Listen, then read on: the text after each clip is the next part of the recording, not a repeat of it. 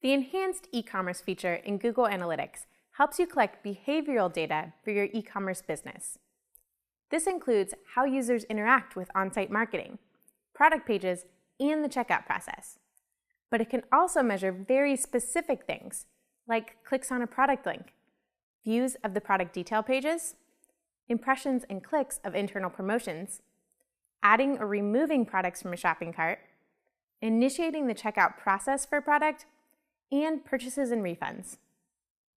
To begin, you need to turn on Enhanced e-commerce in your Google Analytics settings. In Google Analytics, select the Admin tab and navigate to the view where you want to turn on Enhanced e-commerce. Under the View column, click E-commerce Settings. Under Step 1, Enable e-commerce, set the status to On. Note that you can also enable related product data if you wish. Click Next Step. Under Step 2, Enhanced e-commerce Settings, set the status to On. Optionally, you can enter labels for each of the checkout steps you want to track. Labeling the steps of your checkout process will make it easy to understand if users abandon your checkout and where they drop out of the process. Click Submit when complete. Once you've enabled Enhanced e-commerce, additional e-commerce reports will show up in the Google Analytics navigation. However, to see data in the reports, you'll first need to add JavaScript code to your web pages that will load the Enhanced e-commerce plugin.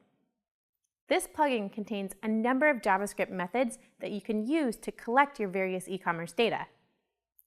Once you've installed the e-commerce plugin, you will need to write additional code to call the Enhanced e-commerce methods you wish to use.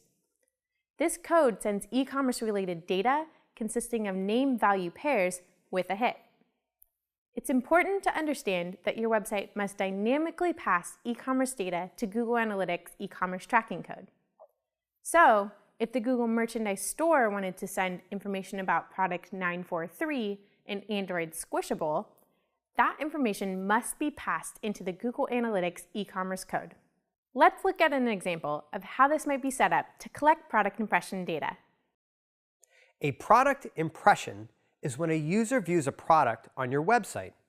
Product impressions can occur on product pages, or in a product carousel, or in a related products unit. If you want to track a product impression, you can use the Add Impression method to pass product data to Google Analytics. Note that you will need to customize this code to include data for your specific products. Many of the code snippets in the Enhanced e-commerce plugin work in a similar manner. You insert the code on your product pages so that it can send e-commerce data at various points in the shopping process. So, if you want to track when a user adds a product to the cart, you can add the Add Product method to your website when the user takes that action. You can collect data about each step of the checkout process and choose which steps you'll want to track based on your business. As you can see, you'll need to be able to add code to your website to be able to track all of the steps of a checkout process. You'll also need to create code that dynamically passes data about your products into the Google Analytics e-commerce code. However, once you've implemented it with your online store, it's a powerful way to understand and improve your e-commerce website.